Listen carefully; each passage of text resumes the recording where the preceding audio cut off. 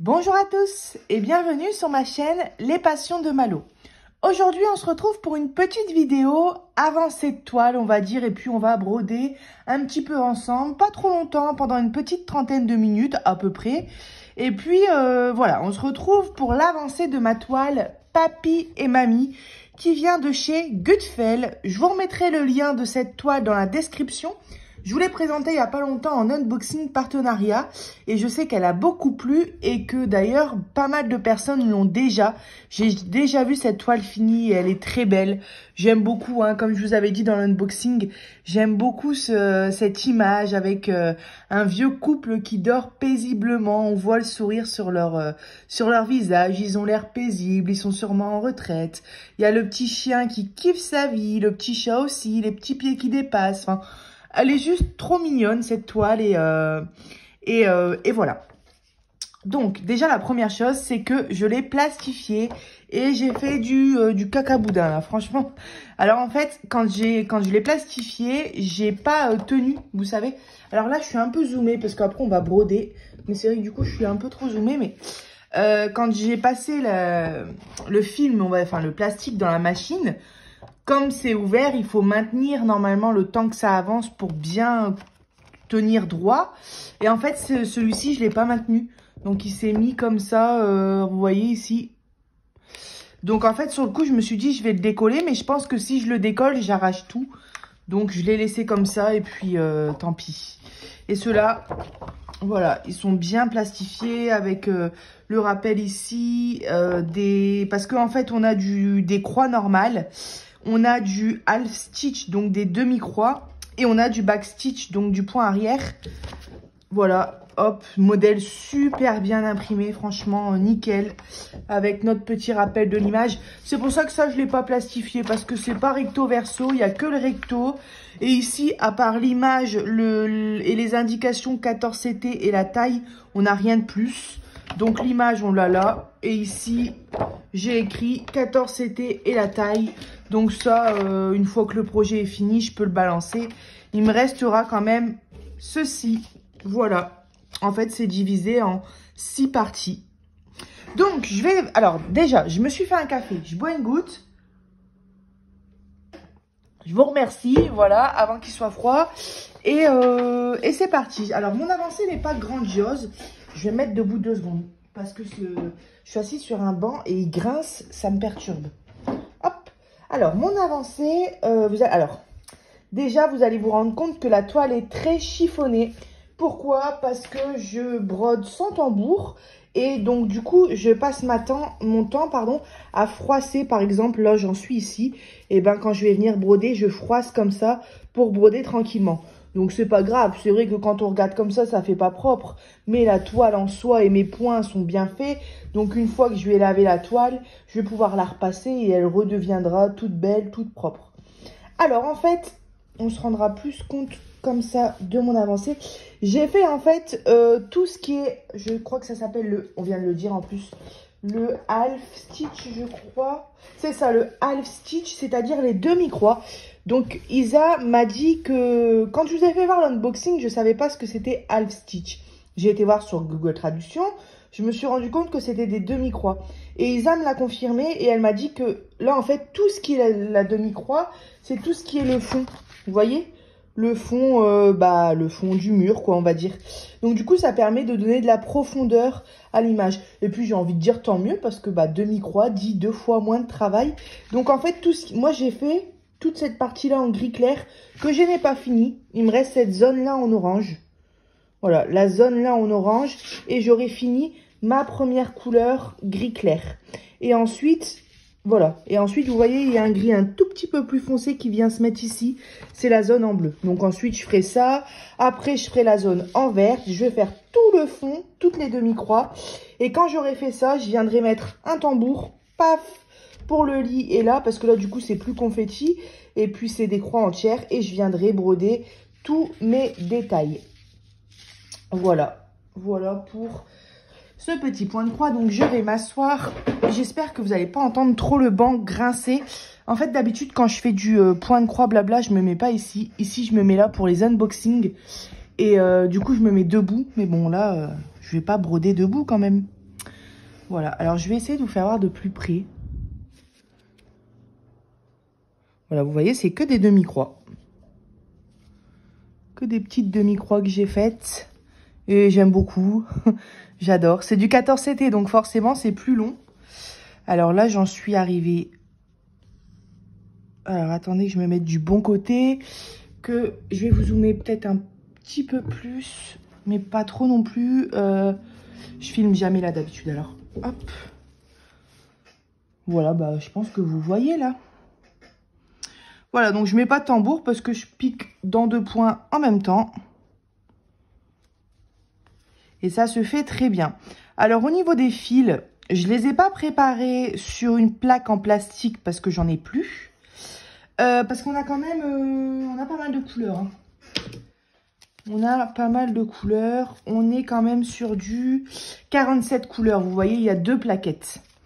Donc, pour l'instant, je les laisse ici. Et en fait, j'ai du coup testé les bobinettes. Alors, j'ai pas préparé tous les fils. J'ai préparé uniquement qu'une couleur. La couleur que je suis en train de faire là. Voilà. J'ai dédoublé les fils par un. Hein, donc, un brin, c'est 6... Enfin, un fil, c'est 6 brins. J'ai dédoublé les 6 brins. Je crois que j'ai fait ça avec 2 fils, donc en gros 12 brins. Et j'ai tout enroulé autour de ma bobinette. Isa, elle m'a fait un petit tuto personnalisé parce que je comprenais pas qu'il fallait bloquer le fil là et le passer en dessous. Enfin, du coup, tout s'enlever. Mais en fait, c'est tout simple. Et j'aime beaucoup travailler avec les bobinettes. Étant donné que j'ai pas eu le temps et qu'il y a en plus, je sais plus, 40, je viens de le dire, en plus 44 couleurs, je crois. Bah, je les ai pas encore préparées sur bobinette. Je sais pas si je le ferai sur cette toile-là. Mais j'aime beaucoup travailler comme ça. En tout cas, pour le 14 CT. Je trouve ça hyper agréable. Donc, je testerai aussi pour le 11 CT. De toute manière, c'est le même principe. Et ouais, c'est tip top. Donc, j'avais peur de pas aimer la bobinette. Hein. Et je me rends compte que c'est hyper pratique, quoi. C'est satisfaisant. Et même, après, j'ai préparé qu'une bobinette. Hein. Mais la préparer, bizarrement, j'ai bien aimé.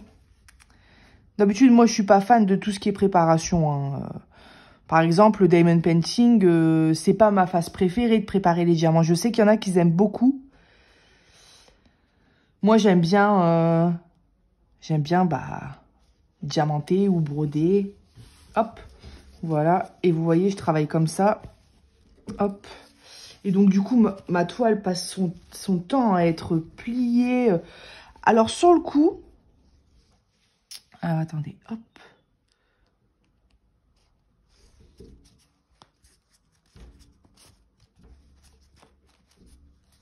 Voilà, je mets bien tout. Sur le coup, quand j'ai commencé à faire ça, ça m'embêtait.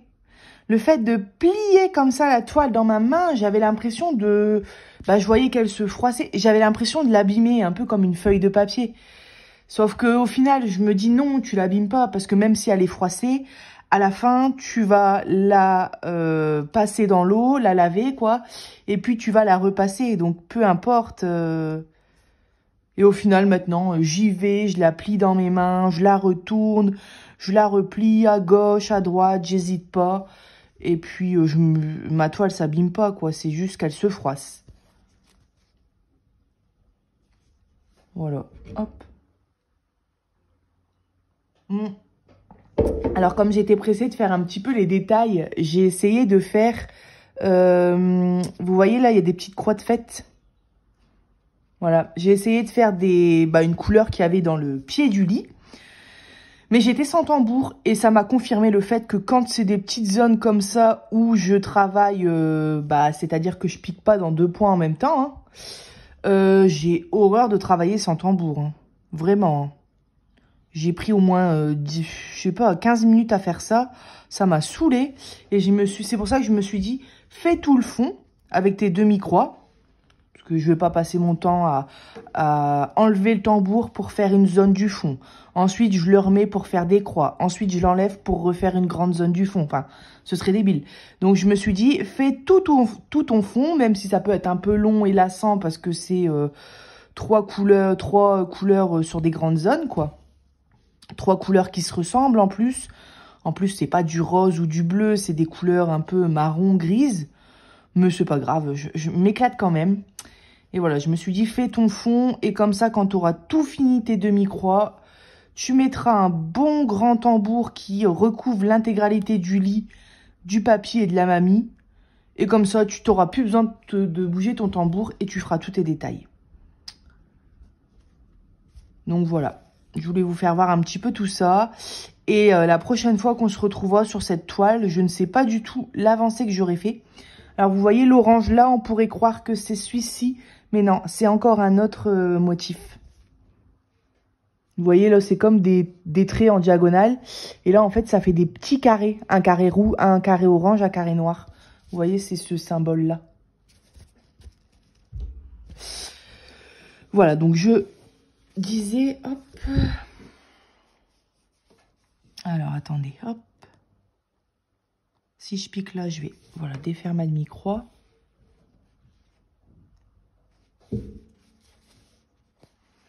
Donc, dès que je passerai à la partie bleue, là, bah, je ferai pareil. Je prendrai une petite bobinette. J'enlèverai 2 ou 3 fils parce que c'est quand même des grandes zones. Et puis, du coup, ça fera 12, soit 18, admettons, fils que je dédoublerai, que je préparerai sur ma bobinette. Et puis, ouais, j'aime bien. J'aime bien les bobinettes. Ça m'a confirmé le fait qu'il faut que je m'achète des... Je vous avais présenté 2 boîtes à point de croix pour mettre les bobinettes. Il y en a une qui est libre. À voir, comme il n'y en a qu'une, à voir sur quel projet je préfère l'utiliser. Et l'autre, je m'en sers pour une peinture par numéro. Celle que mon fils a gribouillée, là. Donc, voilà.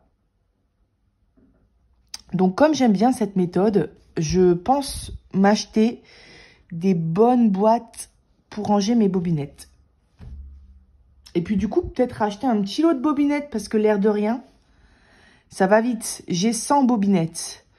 J'en ai donné en cadeau lors d'un concours sur une toile de point de croix. J'avais dit que j'allais rajouter le nombre de bobinettes qu'il fallait. Je sais plus combien il y avait de couleurs. Il devait en avoir 25 ou 26. Plus la broderie perlée où il y avait pareil 5 ou 6 couleurs et j'avais rajouté le nombre de bobinettes. On va dire déjà une trentaine de parties. Ensuite, bah voilà, hein, il suffit que je fasse cette toile-là à 44. Bah il me reste plus grand-chose en bobinettes. Donc bon, les bobinettes, c'est pas ce qui coûte le plus cher. Donc je reprendrai une fois, soit en partenariat, soit sur AliExpress. Mais j'aime bien. J'aime bien, j'aime bien. Puis comme dit Isa, celui qui a pas envie de passer une après-midi, parce que c'est long à préparer, hein. Celui qui a pas envie de passer une après-midi entière à préparer ses fils sur ses bobinettes, eh ben il démarre sa toile. Et puis à chaque fois qu'il fait une nouvelle couleur, il s'arrête un petit coup, 5 minutes, 10 minutes, et il prépare ses fils. Comme ça, bah, il va pas s'en rendre compte, mais au fur et à mesure qu'il avance sa toile, bah, il va préparer ses bobinettes. Et il ou elle n'aura pas à tout faire d'un coup. Donc je pense que c'est une bonne idée aussi de faire comme ça.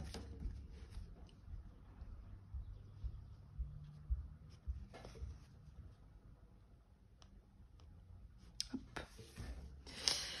Alors attendez, là que je réfléchisse. Je suis là, ouais c'est bon, je peux aller juste à côté. Voilà, là j'ai ma petite zone ici à faire. Celle-ci, elle est faite. Vraiment, après que j'aurais fait juste cette petite zone-là, j'aurais tout fait mon marron. Donc je suis contente quand même, parce que ça avance quand même. Et après, même si c'est long, parce que l'air de rien, on pourrait se dire, bon, 2 après-midi pour faire ça. Non, non, non, pas du tout, hein. J'ai passé plusieurs après-midi. C'est du 14 CT, hein. Donc, ouais. Mais le principal, c'est de prendre du plaisir. Et cette toile, je sais pas, j'adore. Il y a un truc avec cette toile. Hop. Non, mais j'aime beaucoup. Elle me fait penser à mon papy et ma mamie qui sont en retraite, paisiblement. Ou elle me ferait penser, j'aimerais bien, comme je vous avais dit, que ce soit moi et mon mari plus tard, quoi. Genre, c'est trop mignon. Elle dégage... Et d'ailleurs, il y a une abonnée qui m'avait dit qu'il existait une toile aussi très belle, avec 2 enfants. Alors, je ne sais pas de laquelle elle parle, mais si un jour je la vois et qu'elle me plaît, cette toile, je la prendrai aussi. Excusez-moi, je regarde pas beaucoup le retour caméra. J'espère que vous voyez bien. Après, je pourrais zoomer plus, hein, mais j'ai peur que vous voyez mal. Voilà, donc là, je vais venir ici. Je vais faire cette petite zone-là. Hop. Voilà. Voilà.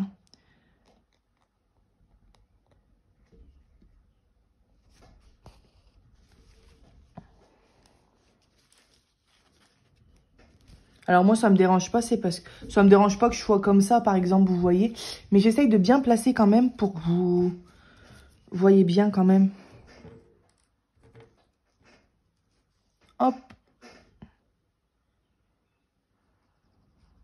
Voilà, hein, donc vous inquiétez pas, vous avez eu pas mal d'unboxing ces derniers temps. Vous allez encore en avoir parce que j'attends encore des partenariats. Puis de toute façon, je sais que vous aimez les unboxings, donc il y aura toujours des unboxings sur la chaîne, quoi. Mais là, c'est vrai que la dernière semaine, c'était tous les jours et je vous avais prévenu, hein. C'était tous les jours et du coup, vous inquiétez pas, hein, vous allez aussi voir des avancées de toile, des avancées de diamond painting. On fera des objets spéciaux ensemble. Juste après, je vais tourner une vidéo sûrement coloriage, mystère, que vous verrez d'ailleurs sûrement avant cette vidéo, mais c'est pas sûr.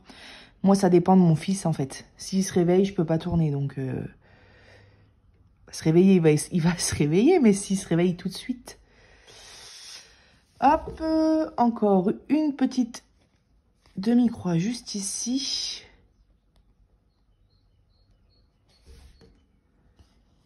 Et je vais retourner. Voilà, j'use un petit peu de fil, mais ça va. Je vais retourner là. Hop. Voilà.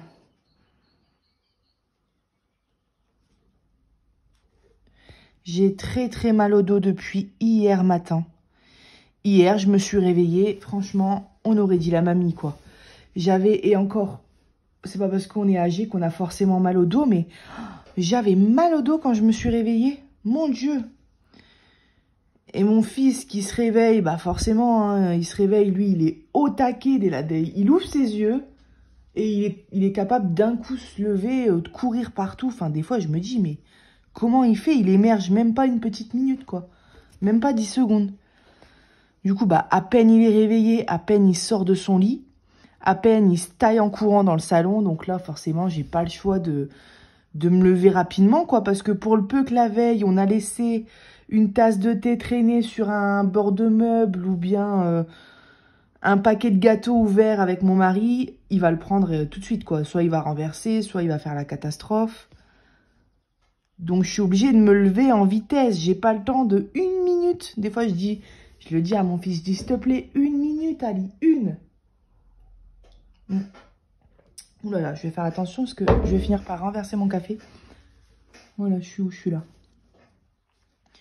Et non, hein, lui, il se dépêche, il se taille. Mais moi, du coup, hier matin, je me suis réveillée. J'arrivais pas, en fait, j'arrivais pas à me lever de mon lit. Alors, du coup, je me suis forcée, mais j'avais mal. Et là, aujourd'hui, c'est pareil. Je dirais que c'était un peu moins puissant ce matin, mais j'ai encore mal. Et en fait, au fur et à mesure que la journée passe, ben ça se passe. L'après-midi, ça va mieux, et le soir, un petit peu ça. Mais c'est surtout le matin. Et là, même là d'ailleurs. Là, pour vous situer, on est 13h30 à peu près. C'est l'heure où je couche mon fils, entre 12h30 et 13h30. Et souvent, il fait une sieste de... Ça dépend, hein. Mais on est en moyenne sur du 1h30. Ça peut être moins, ça peut être plus. Ça peut être 3/4 d'heure. Ça peut aller, ce qui est très rare, jusqu'à 3 heures. Mais c'est rare, hein. Souvent, c'est 1h30. Alors, je vais arriver ici. J'aurai fini ma ligne. Et du coup, je me retrouve en plein milieu. Donc, soit je vais à droite, soit je vais à gauche. Et j'ai l'impression que j'use la même quantité de fil. Donc, ouais. Ouais, c'est à peu près pareil. Bon, bah, je vais aller là. Hop.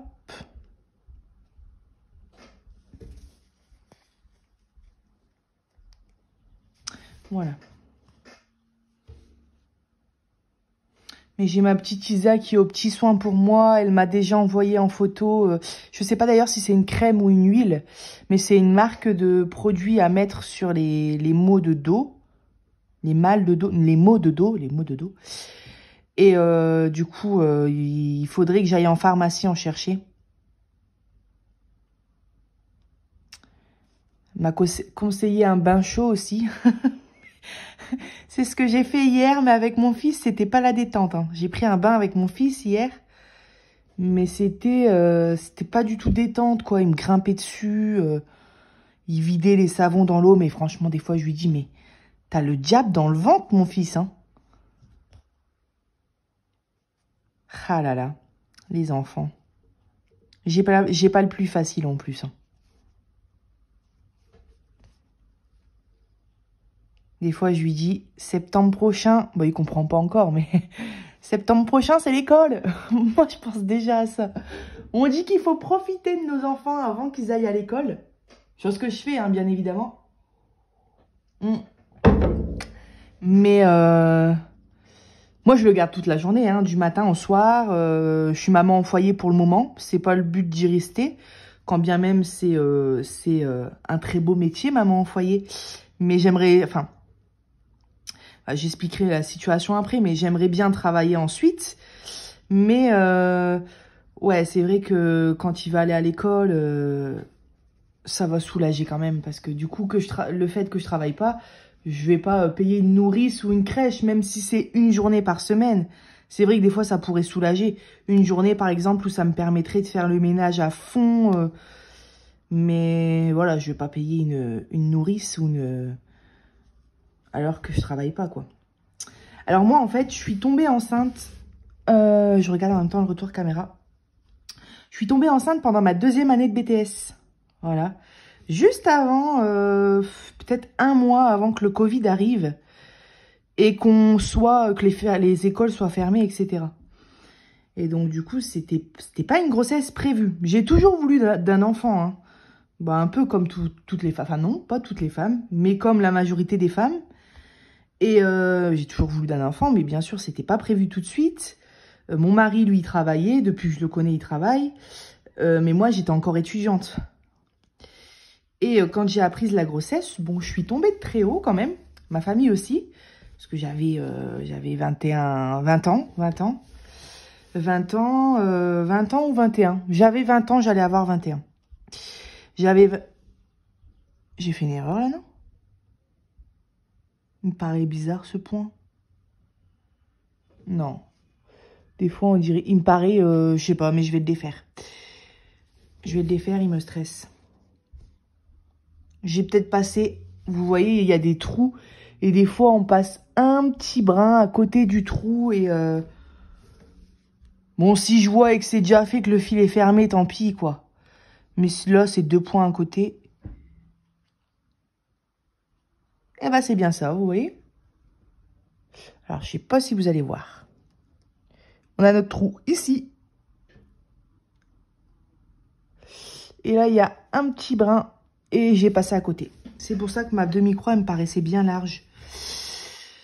Donc, je vous racontais que j'ai appris ma grossesse pendant ma 2e année de BTS. C'était au mois de janvier que j'ai appris la grossesse, juste après les fêtes de Nouvel An.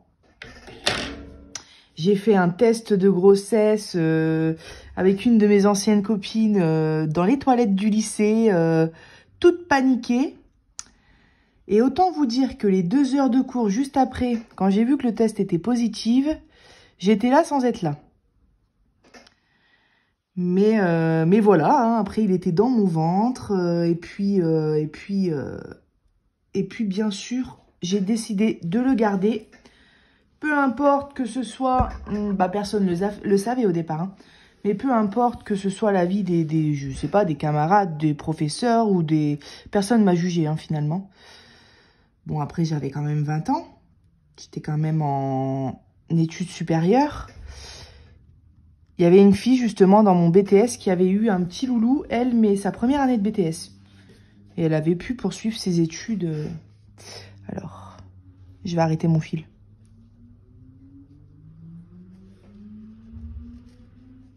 Hop. Et voilà, du coup, après, je l'ai annoncé au papa qui était très heureux. Bah oui, hein, le papa, il travaillait déjà, pas de souci pour lui. Lui, il avait déjà 20... Je sais même plus son âge à Mustapha. Il y a 28, je crois. Oh, je sais plus. Je crois qu'il avait 27 ans, Mousse. Il devait avoir 27 ans. Donc voilà, hein, plus l'âge d'être papa, voilà. Il était heureux. Moi qui fumais la cigarette, le jour où j'ai fait le test de grossesse, en sortant des cours, j'ai dit à ma copine, écoute, là j'ai besoin d'une cigarette. Donc j'ai fumé ma cigarette. Et puis ensuite, j'ai plus du tout touché tout le long de ma grossesse. Hein. J'ai plus du tout touché à la clope. Hop. Puis voilà, hein, après, il faut l'annoncer au papa. Ma maman, elle est décédée, donc il faut l'annoncer au papa. Donc au futur papy. Et les phrases de papa, hein, c'est d'ailleurs les phrases des parents, souvent, hein, c'est profite de la vie, ma chérie. Fais pas d'enfants maintenant, t'as bien le temps, la vie elle est longue, pars en vacances. Ça, c'était la phrase que tout le monde me disait dans la famille. Hein. Que ce soit mes grands-parents, mon père. Et puis voilà, maintenant aujourd'hui, il est là, tout se passe bien. Mais tout ça pour dire que tout le monde est heureux d'ailleurs aussi, hein, même si l'annonce a été compliquée.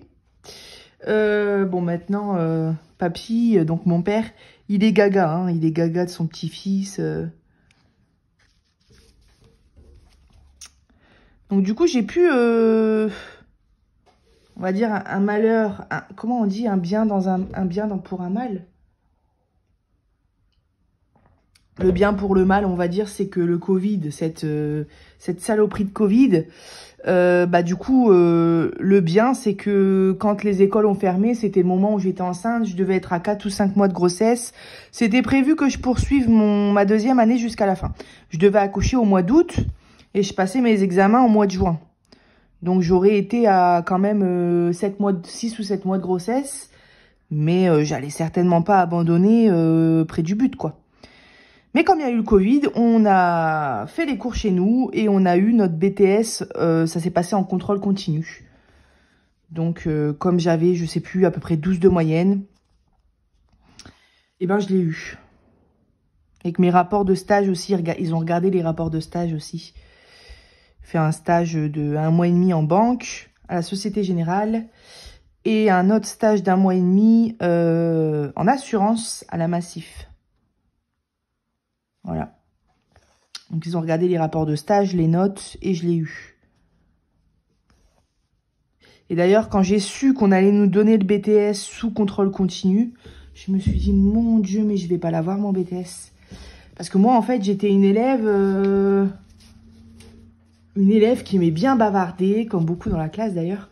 Une élève qui aimait bien bavarder, qui aimait bien rigoler. Je sortais souvent. Voilà, on n'était pas tous sages, quoi.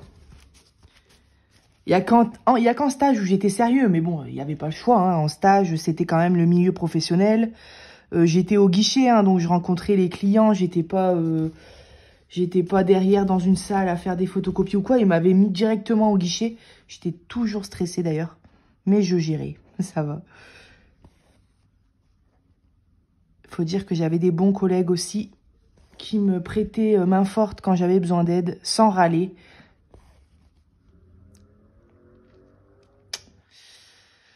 Donc voilà, j'ai obtenu mon BTS en contrôle continu, mais quand j'ai su qu'il se basait par rapport aux notes et au comportement aussi, il me semble qu'il y avait un truc comportement, les appréciations dans le bulletin et tout, je me suis dit, punaise. Parce que moi, c'est pas pour me vanter, mais c'est ce que je disais. Je disais, mon BTS à l'écrit, je sais que je l'aurai. Mais par contre, au contrôle continu, là, je suis moins sûre, quoi. Parce que c'est ça, quand on est en BTS, on se dit, on s'en fout des notes. Ça compte pas. On s'en fiche. Je veux dire, la moyenne, on s'en fiche, ça compte pas. Ce qui compte, c'est ce qu'on va faire lors du... D'ailleurs, faut pas penser comme ça, c'est débile. Hein. C'est ce qu'on va faire lors de l'examen, quoi. Mais non, on s'en fiche pas des notes. C'est important. La preuve, quand il y a le Covid qui arrive et qu'on se retrouve en contrôle continu. Mais bon, je l'ai eu. Je l'ai eu.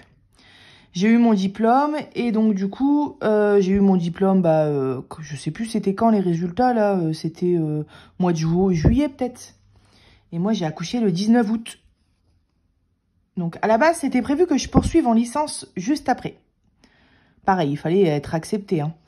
Mais soit en licence ou soit je m'étais dit, bon je m'arrête là, j'ai un bac plus 2 et je trouve un job juste derrière quoi. Même si c'est de l'intérim, peu importe. Mais après, ça m'embêtait quand même de trouver de l'intérim, sachant que j'avais... C'est un BTS commerce que j'ai fait, relation client. On a fait du porte-à-porte, on peut travailler en banque, en assurance, en immobilier, en magasin. C'est du commerce, quoi, en fait. La digitalisation, donc le e-commerce, le commerce sur Internet. Enfin, plein de choses. La vente directe. Vous savez, soit la vente en porte-à-porte ou soit la vente... les réunions, là, la vente en réunion. Donc voilà. Faut avoir la chat. Je peux être timide parfois, hein. Pas forcément la chat. Mais quand je m'y mets, ça va. Ça dépend des moments.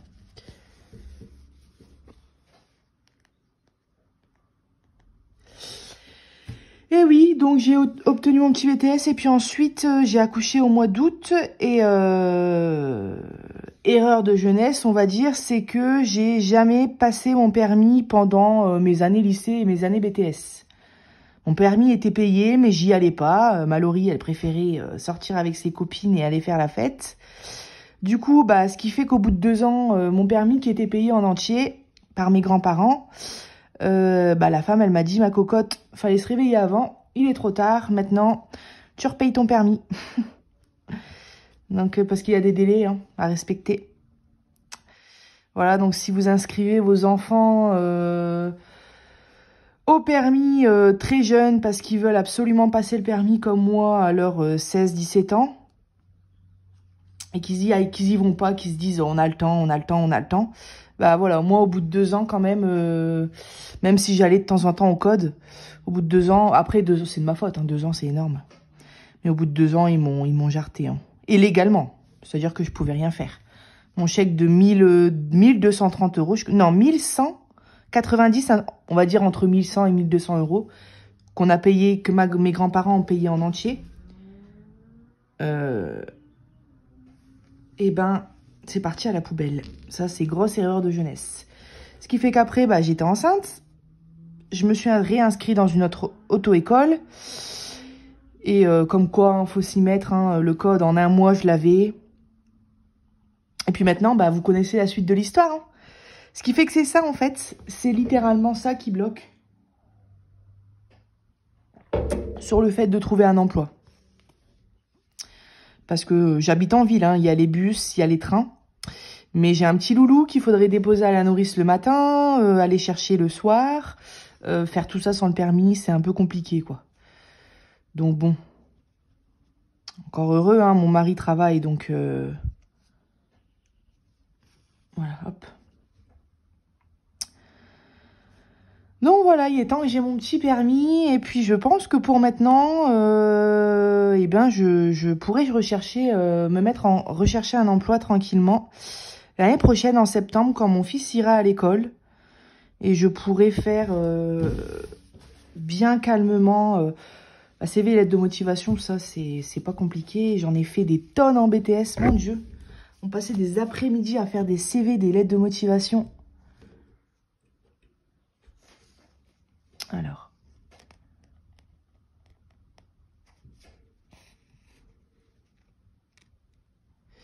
Voilà, donc pour l'instant, je vais me mettre en... Honnêtement, je vais me mettre parce que bon, faut pas se voiler la face. J'ai peut-être un BTS. D'ailleurs, un BTS, c'est quoi? C'est un bac plus 2. C'est pas grand-chose en vérité. C'est déjà ça, on va dire. J'ai peut-être un bac plus 2, mais en attendant, j'ai aucune expérience professionnelle. Et mon bac plus 2, je l'ai eu il y a 2 ans. Donc, je sais très bien que si demain, je me pointe en banque, à moins qu'ils cherchent des personnes qui souhaitent former. Mais si je me pointe en banque et puis je dis, bon, certes, j'ai un BTS, certes, j'ai déjà fait un stage en banque, mais mon BTS, je l'ai eu il y a 2 ans et depuis ce temps-là, j'ai rien fait. J'ai pas travaillé. Donc, j'ai pas énormément de chance d'être prise, quoi. Mais par contre, je vais chercher là où je vais trouver. C'est-à-dire que je vais me mettre en boîte d'intérim. Et pour le départ, ça sera comme ça. Soit en temps partiel, soit on verra. Mais moi, j'aimerais bien me reformer. J'aimerais bien me reformer dans le secrétariat. Dans le secrétariat, secrétaire indépendante, j'aimerais beaucoup. Et mon mari, lui, qui travaille dans le bâtiment, il veut construire sa petite entreprise dans le bâtiment. Et du coup, comme il parle pas super bien français, c'est pas lui qui s'occupe des papiers, etc. Bah moi, je m'occuperai de faire tout ce qui est devis, facture. Mais c'est pareil, ce serait une petite entreprise. Donc, il n'y aurait pas du boulot pour 35 heures par semaine, vous voyez ce que je veux dire? Donc, si à côté de ça, si à côté du fait que je gère les papiers de l'entreprise de Mustapha, si à côté de ça, je peux gérer d'autres petites entreprises comme ça dans le bâtiment, ou même dans la restauration, enfin, dans la restauration, non, pas vraiment, parce que là, c'est plus dans le bâtiment, c'est pour faire des devis, des factures, eh ben, ça serait tip-top. Mais pour ça, il faut quand même que je me reforme. Il faut quand même que je me forme, pas que je me reforme. Parce que moi, j'ai pas fait ça. Hein. J'ai pas fait en BTS NDRC, on faisait pas les factures. On faisait pas tout ça, nous. Hein. On faisait plein d'autres choses, mais on faisait pas ça. Ça n'empêche que j'ai, il y a quelque temps, réalisé des factures pour aider, pour aider une personne dans la famille de mon chéri, qui a une entreprise aussi dans le bâtiment. Et donc du coup, j'avais un petit logiciel, j'en ai pas fait beaucoup, j'ai fait 1 ou 2 factures. C'est pas bien compliqué, hein. C'est vraiment pas bien compliqué, ça se fait tout seul. Mais il y a quand même des connaissances à avoir sur plein de choses. Hein. Sur les règles, sur les lois, sur un petit peu tout, quoi. Donc voilà, on verra bien. C'est un projet que j'ai qui pourrait me plaire, on va dire.